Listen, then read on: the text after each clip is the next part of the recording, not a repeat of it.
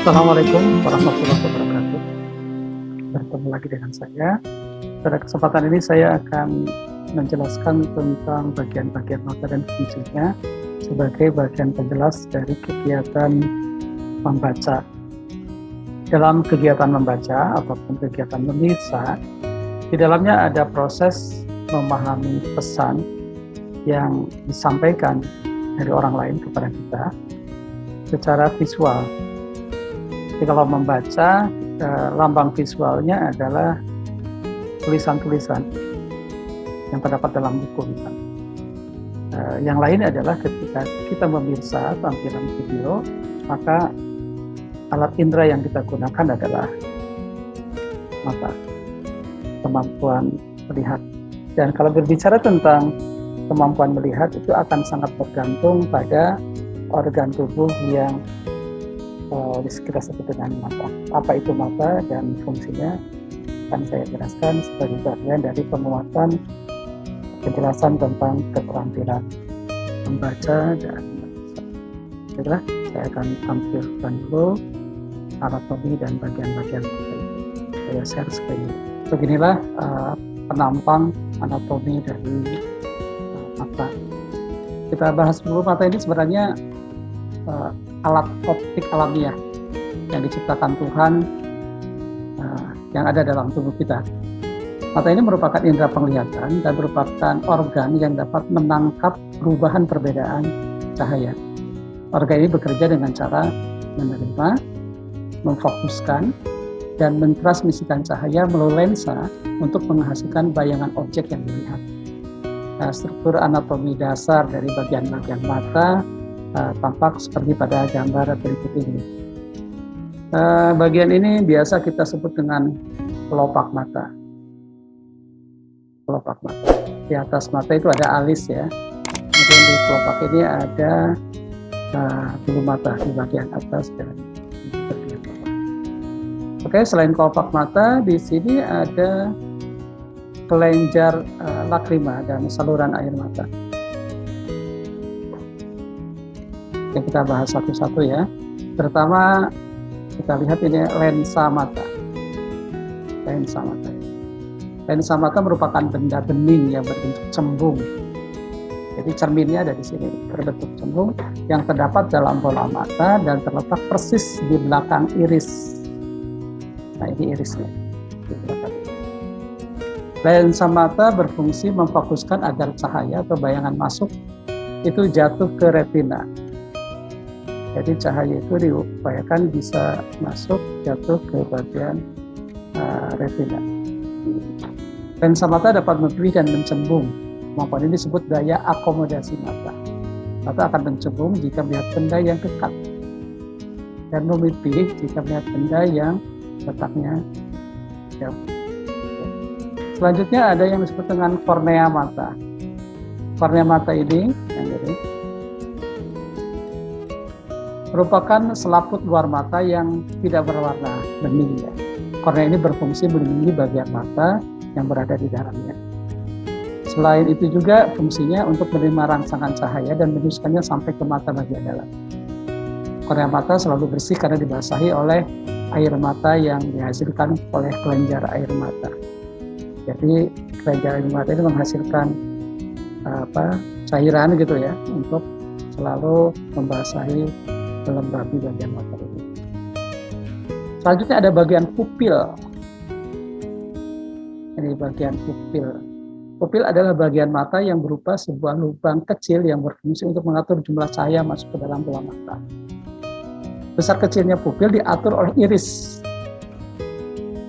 Iris ini yang mengatur besar kecilnya ini pupil. Sedangkan cahaya yang datang terlalu redup, pupil akan membesar. Sedangkan kalau cahayanya terlalu terang, itu pupil akan mengecil. Mekanisme kerja pupil ini membantu mata agar dapat menerima cahaya dalam jumlah yang tepat. Kemudian selanjutnya ada iris ya. Iris yang tadi sudah dibahas, itu adalah lapisan depan lensa yang dapat memberikan warna pada mata, misalnya warna coklat, hitam, hijau, biru. Iris berfungsi mengatur banyak cahaya masuk ke mata yang tadi bergerak dan memperbesar pupil tadi. Ya. Jika cahaya masuk mata terlalu terang, iris akan menyempit. Penyempitan itu menyebabkan pupil juga mengecil dan sebaliknya. Kemudian ada retina. Retina merupakan lapisan paling dalam dari bola mata. Retina berfungsi menerima cahaya dan tempat jatuhnya bayangan benda. Retina itu terdiri atas serangkaian saraf dan alat penerima atau reseptor. Dinamakan dengan sel batang atau rods dan sel kerucut atau cones yang berfungsi untuk membawa energi cahaya menjadi sinyal listrik yang berjalan di sepanjang saraf atau serabut mata. Dan ini yang memberikan informasi kepada otak apa itu yang terlihat karena penangkapan bayangan benda tadi. Kemudian otot akomodasi atau otot siliar. Otot siliar ini adalah otot yang menempel pada lensa mata. Bagian ini berfungsi mengatur kelengkungan lensa mata. Pengaturan kelengkungan ini diperlukan agar bayangan benda jatuh tepat pada retina. Selanjutnya ada aqueous humor, merupakan cairan di depan lensa mata untuk membiaskan cahaya ke dalam mata. Nah, ini jadi ada cairan di sini. Ini cairannya ada di sini dan ada di sini. Nah, cairan ini yang bagian depan, kemudian ada fetus. Humor ini cairan yang di dalam bola mata berfungsi untuk memberikan cahaya dari lensa ke retina. Kemudian ada bintik kuning. Ada bintik kuning ini adalah bagian mata yang paling sensitif terhadap cahaya. Saat bayangan benda jatuh pada bagian mata ini, benda tersebut akan sangat terlihat jelas. Sementara jika bayangan benda jatuh sebelum atau sesudah bintik kuning, maka benda tersebut tidak terlihat jelas. Oke, selanjutnya ada bintik buta. Ini bintik buta. Bintik buta atau blind spot adalah bagian mata yang tidak sensitif terhadap cahaya. Jika bayangan benda jatuh pada bagian ini, maka benda akan tampak tidak jelas atau blur. Gitu ya. Selanjutnya ada saraf optik. Ada saraf optik.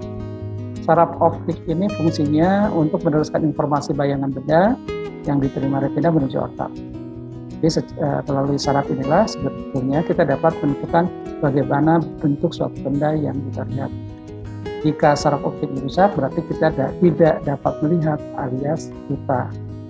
Jadi sensor-sensor yang ada dalam mata ini, kalau si sarafnya sudah rusak, itu informasi ke otaknya akan terputus. Sehingga walaupun terlihat, otak kita tidak bisa menerima dan menganggap itu tidak ada. Ada lagi sklera. Sklera ini adalah bagian dinding putih mata. Bagian ini memiliki ketebalan rata-rata sekitar 1 mm, akan tetapi ia dapat menebal sampai 3 mm karena adanya otot irensi. Jadi ada otot itu yang bisa menebal dan menipis. Sklera berfungsi untuk melindungi bola mata terhadap gangguan luar yang bersifat mekanis seperti benturan, gitu ya. Intinya menjaga bola mata. Ada lagi koroid. Koroid ini sebuah membran yang terdiri atas pigmen dan pembuluh darah. Nah ini ya, koroid. Memelihara retina dan mencegah terjadinya pemantulan cahaya di dalam ruang internal mata dengan cara menyerap cahaya yang tidak diperlukan. Mana yang belum dibahas? Ini konjungtiva. Konjungtiva ini adalah lapisan epidermis, sambungan dari kulit, berfungsi untuk melindungi kornea mata dari bagian depan bola mata terhadap gesekan. Kemudian ada fovea centralis dalam bintik kuning ini. Daerah kecil yang terletak di pusat retina mata dengan diameter 0,25 mm. Di bagian ini terdapat sel fotoreseptor kerucut dengan bentuk hampir menyerupai sel batang. Fovea centralis ini merupakan area yang terspesialisasi untuk penglihatan warna dan visualisasi bayangan secara detail. Jadi bagian inilah yang mungkin jadi bisa membedakan seorang itu buta warna dari tidak. Oke, selanjutnya ada bulu mata, ada alis, ya ini alat yang melindungi kita dari masuknya benda asing. Ya, walaupun kecil tetap fungsinya masih ada. Kalau alis itu fungsinya untuk menahan keringat yang mengucur dari kening supaya tidak masuk ke dalam mata. Nah, saya kira itu ya, kita sudah bisa mengenali bagian-bagian dari mata. Di dalamnya ada lensa yang berfungsi untuk memastikan bayangan itu tertangkap oleh mata. Kemudian itu ada juga retina, ada bintu kuning, ada fovea centralis, kemudian saraf optik, dan kesemua ini harus kita jaga dan terus kita latih juga pergerakan ototnya sehingga bisa dinamis dan fleksibel dalam mengamati objek yang kita lihat, terutama tulisan-tulisan dalam proses kegiatan membaca. Itu kan tulisannya juga ada yang besar, ada yang kecil gitu ya, ada yang juga berupa gambar.